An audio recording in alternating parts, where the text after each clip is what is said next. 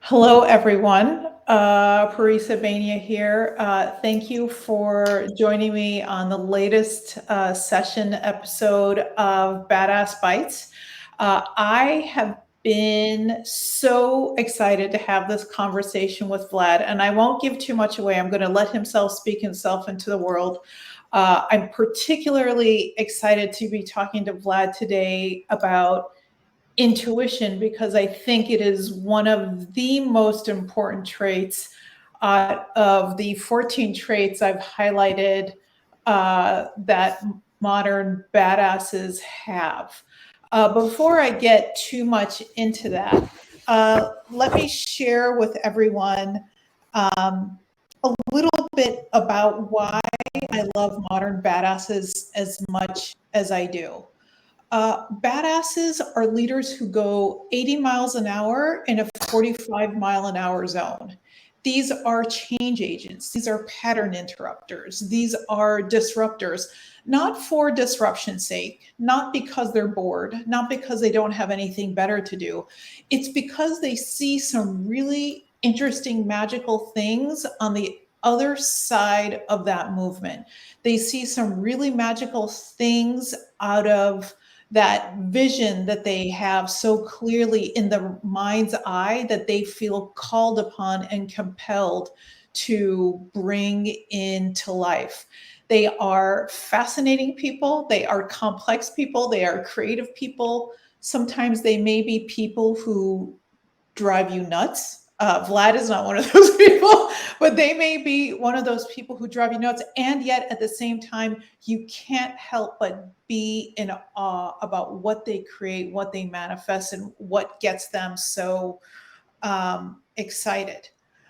So before we go too much more into badassery, Vlad, please speak yourself into the world. Share with us who you are, what you've done until this point, and maybe also give us a hint of how you've used intuition. And don't give it all away, but just give us a little bit of a hint.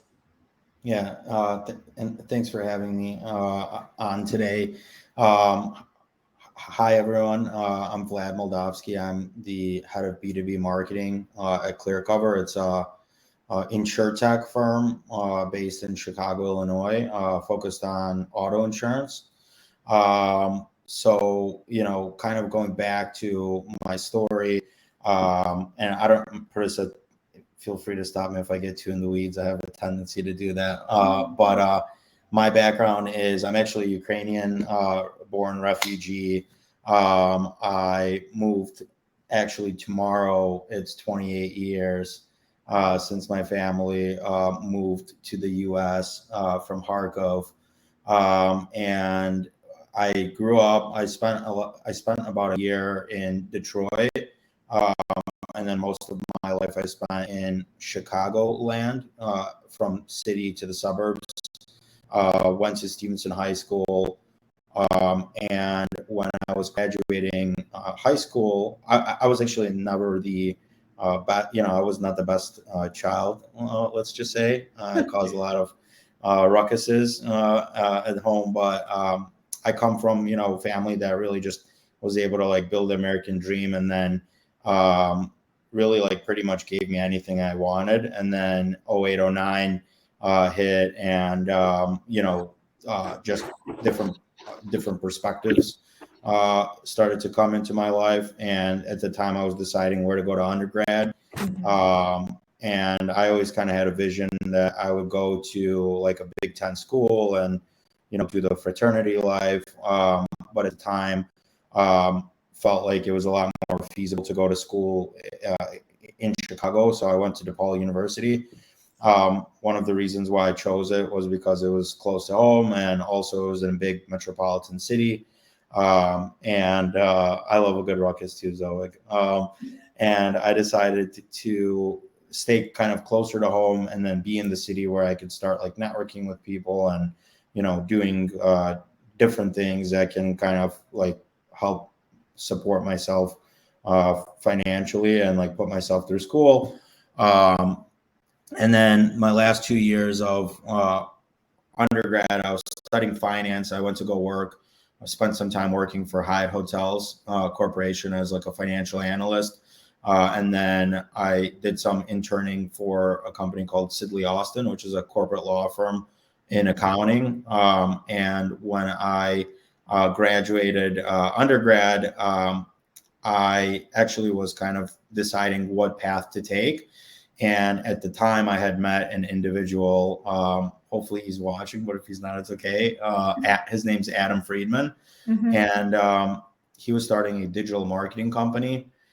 That and I was 22 years old. Like, I heard digital marketing, and then I heard that the office might be in River North, and to me, that was kind of cool. And he was looking for his first like employee and kind of someone to help co-found the business. And when I was 22 and I came out of DePaul University, I decided to like forego like the corporate path and like go down the startup route. Started Mably. It's a full service digital marketing company. And it started as really like a startup for startups, but it evolved into, really like strategy consulting, design, web and software, creative, advertising for a lot of like mid-market enterprises, B2B, some B2C as well.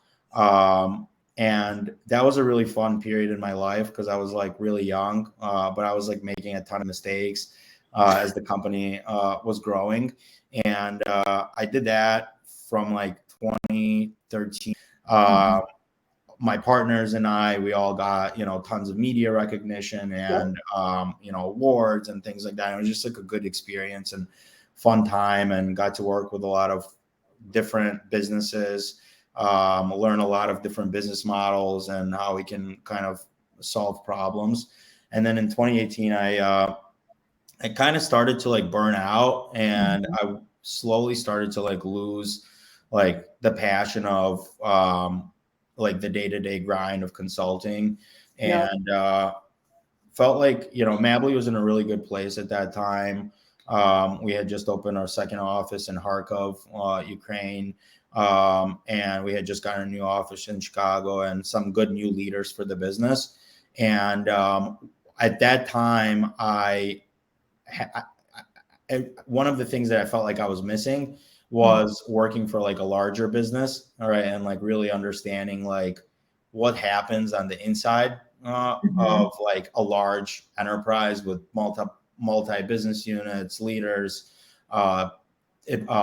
audience segments, product lines, services, offerings, whatever you name it. And I put my ego aside. I decided to leave my, day-to-day role at Mably as head of digital to join a company called Morningstar as their director of digital marketing for their investment business, where I was in charge of essentially modernizing their entire marketing approach for their outsourced investment management business that targeted financial advisors. So let me, just so that people in the audience understand this, you started Mably when you were barely out of college, just barely. Actually, I was still in my last class. Okay, Yeah. even like, so you're I had to stay during the summer. 22. And then you joined Morningstar when? How old were you? When I was 27. 27. Okay. And the position that you joined Morningstar at was? So I started. Director. Yep, I joined as I actually was a senior manager for US, and about 6 to 12 months in, I kind of took over the reins there for digital marketing in the US, in the UK, in Australia, India, and South Africa. So, but there was like amazing teams and people. No, I mean, sure, you work with lots of smart people at Mably and Morningstar. The reason why I'm calling this out, and we'll explore this in a little bit, is you've said a couple of things which are interesting, which I'll asterisk, is I started to sense that, or I realized that I wanted, which is French for intuition. And the reason why I'm calling out your age is this knowing of that you were seeking something or you thought something may be good for you at key moments in your life is a gift. And I think you realize it's a gift, but I want to call it out just the same. Thank you. And then, and then after you were at Morningstar for a while, and then this part of where you are now, you were having a conversation with the founder of Clearcover, and then all of a sudden you're here. I mean, that's it. Like felt like magic happened. Yeah, I think like what you had to say, and you joined Clearcover. Yeah, I mean, if anyone at Morningstar is listening, sorry. So once the pandemic started, like I started to do some fractional CMO work, and doing like advisory work for new startups, and then also for like mid-market businesses, working directly for like some CEOs, helping like with underperforming marketing operations, things like that. And then I actually had met Kyle, who was the CEO of Clearcover, during my Mably days. And like right before he even started the business, he came to us. We didn't win the business to launch the brand, but I was like super impressed with him because he had this like venture capital background with American Family Ventures. He also had just had this like good leader ability. And when I just reached out, I saw that they're growing really fast. And, it was about a year into the pandemic, and I kind of started doing some soul searching again. And this was already at the time I was 3 years into kind of my tenure at Morningstar. And I felt like, I accomplished a lot. But I felt like the next thing that I wanted to do was not like work for a startup from ground up, not work for an enterprise, but work for like something right in between, where it's like past that like early stage startup phase where it's high growth, maybe trying to have some exit in period at some period of time. So I joined here in May, and the company's grown, I think over 100 people since I've joined the business. So, and I basically at Clearcover helping build out the B2B distribution channels for the insurance company, where we target not financial advisors, but insurance agents, as well as I think we call it embedded partnerships. So it's been a good time. And what's interesting about your story, and I like the branding on the mug, by the way, that was nicely done. What's interesting about your story, which tracks very nicely with other senior leaders I've spoken with, is this. You don't necessarily have to call it intuition, but there is something in you telling you that it's time to do something next. Or there's something in you that says, this is a great ride. I sense I'm called to do whatever it is that I'm called to do. And somehow it gets manifested. So you're good at manifesting. You're being modest right now, but when you and I have spoken before, it really is like manifesting. Like I have this idea of what it is that I think I want to do next based on what I'm feeling on the inside. And it's not like magically poof, it happens. I mean, you do good work in the world. You're a good person. You know how to connect with people. But still, there is some sort of magical intuition-y, unicorny sort of thing that happens to make opportunities present. And so can you just unpack that a little bit further about like how you manifest some of the stuff that you manifest? Yeah, that's a good question. I mean, I feel like some of it comes like naturally, right? I'm kind of opportunistic. So I get a lot of interesting opportunities come my way. I meet a lot of really interesting people and have a lot of interesting conversations. So I think it's just, comes down to being opportunistic and being open to like other perspectives. And then through that process, like I'm able to kind of find my path, right?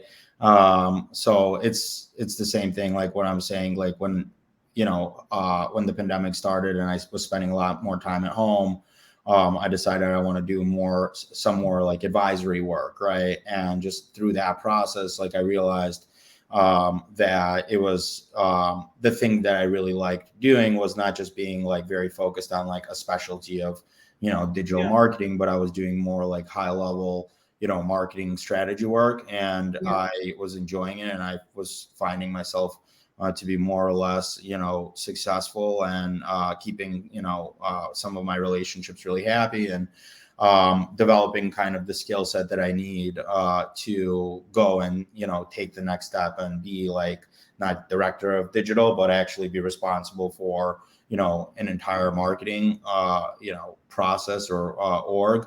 And so, and I think like the other part is like, I just disconnect to things that like I'm no longer like interested in. Like, so when I could feel like when I'm not like as excited about something anymore, and like, luckily I'm at a point in my career where I have the choices. So it's very like important for me to like essentially, be real with myself when like the moment comes, and when I have that feeling, whatever it is. Like I always, like the hardest thing for me was even like with Mably. It was hard for me to like even just put my ego aside and like go work for someone else, right? That is hard. But I just like felt like it was the right thing to do, and it would ground me, and it would help me like, get to the next phase of where I want to go, which is where I'm at right now. Right. So I just felt like I needed that. And I think because of my experience working in the enterprise world combined with my startup experience, like I started to get advisory opportunities, right?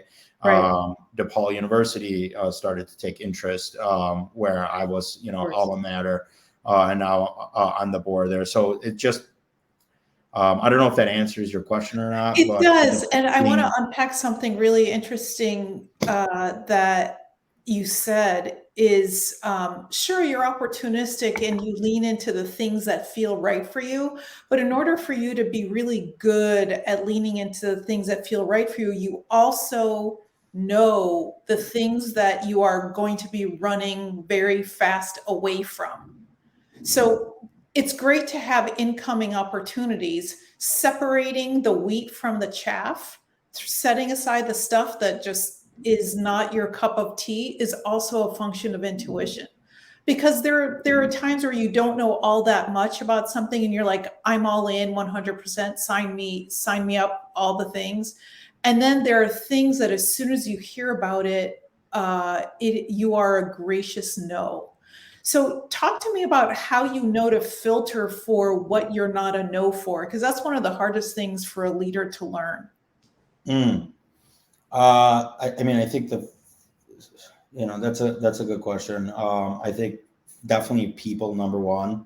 Right. Like if I'm talking to someone and I'm like realizing like, is this a person that I would be friends with, and can I build a deep, meaningful relationship with them? Like aside from everything else, right? Like, do I want to like talk to them and like hang around them, right? I think that's one. I think the other thing is just, am I passionate about whatever it is that they're doing, right? Like I personally have to be like really excited about something, because again, it's like hard to like, if I'm like saying yes to everything that comes my way, it's like I'm just going to stretch myself thin, and like not be able to uphold a good mental health and mental state.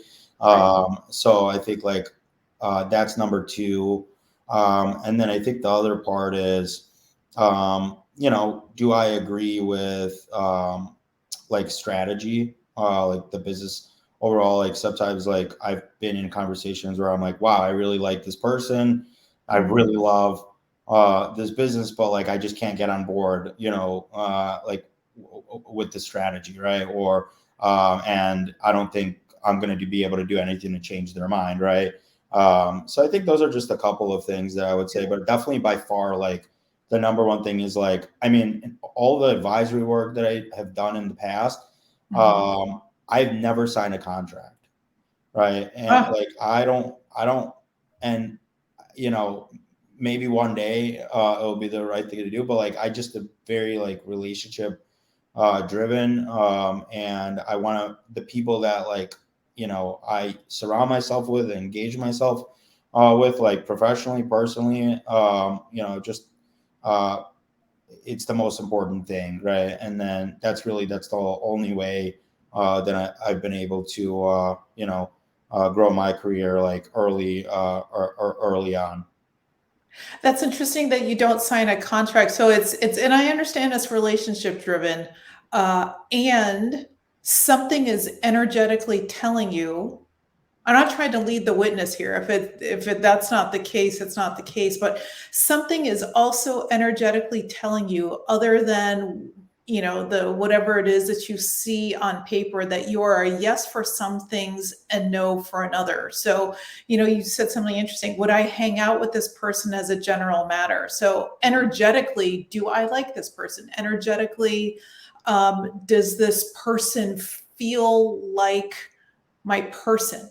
And that jumps across a screen. You don't have to be sitting in a room with them to kind of sense who they are energetically. So can you share with me and share with everyone else, like what you sense energetically about someone for you to feel comfortable, say, I don't need to sign a contract, or a good filter for you is, would I just hang out with them? So I think like with so energetically, one is like I think I could usually like get the sense of like empathy. Empathy is a big word that Yeah. I've been using. Mm-hmm. Well, right, and then I try to like pick up on different things and like how people are even like saying certain sentences or phrases.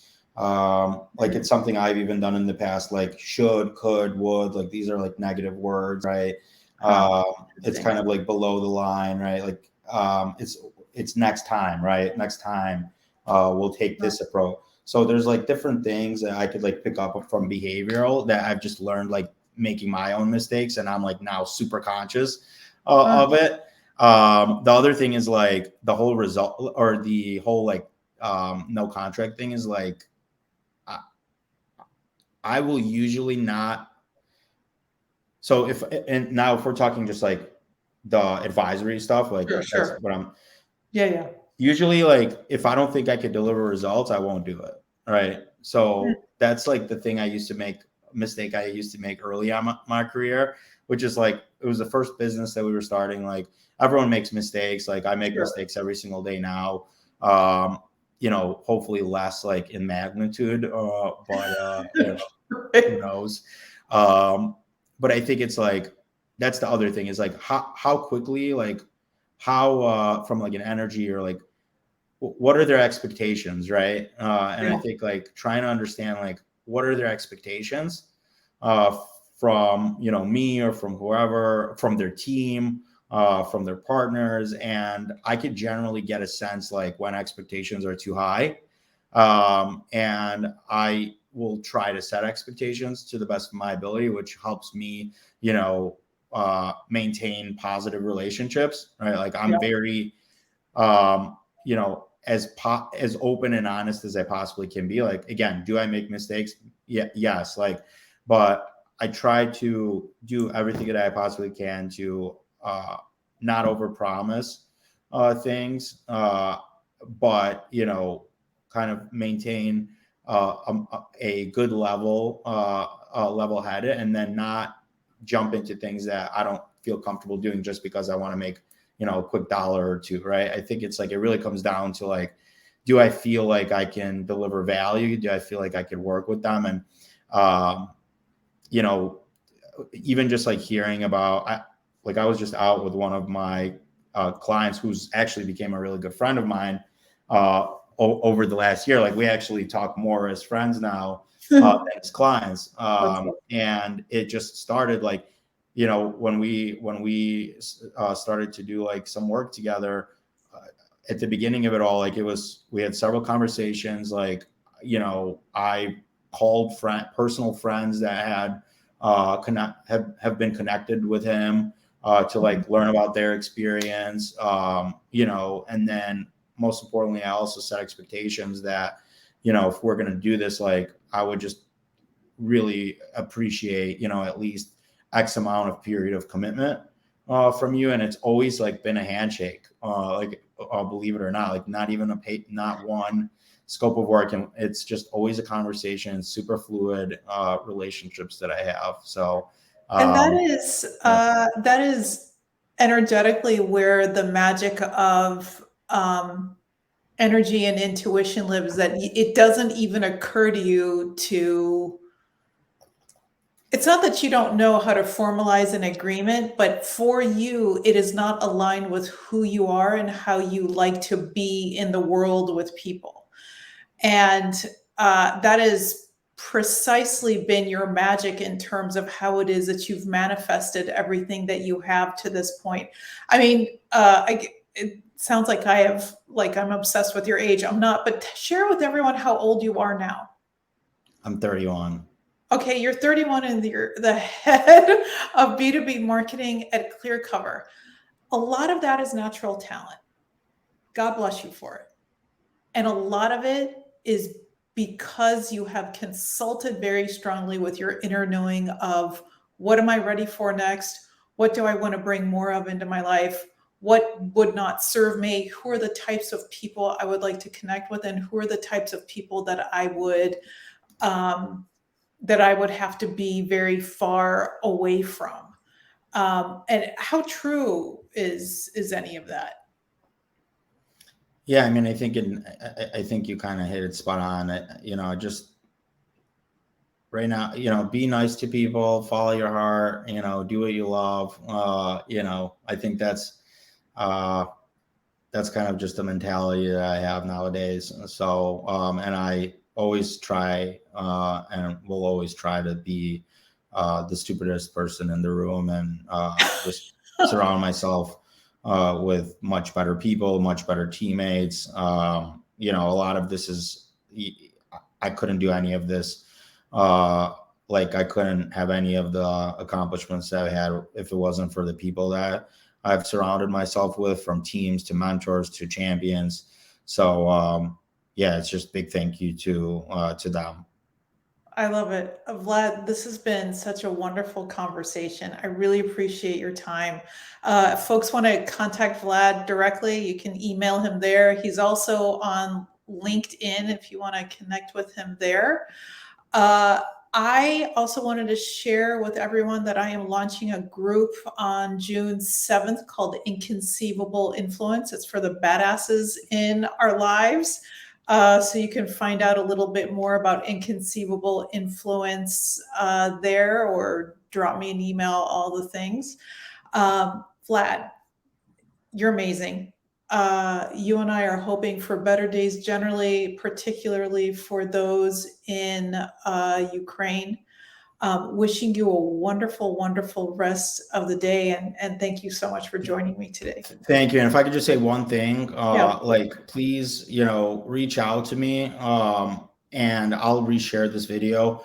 But I would really appreciate if anyone can reach out to me and I can help guide you, like, to support Ukraine and the war with Russia right now. There's a ton of resources, and that's like the number one thing on my mind. So please just reach out, and any like support and help will be great. And Vlad, if you don't mind, if you can email me links later, and then I will put it in the comments for this video on LinkedIn, as well as on my Sixth Sense Strategy YouTube channel. So if you don't mind sharing those, I'll do that. I will. Thank you so much. Thank you. Be well, everyone. Bye. Take care.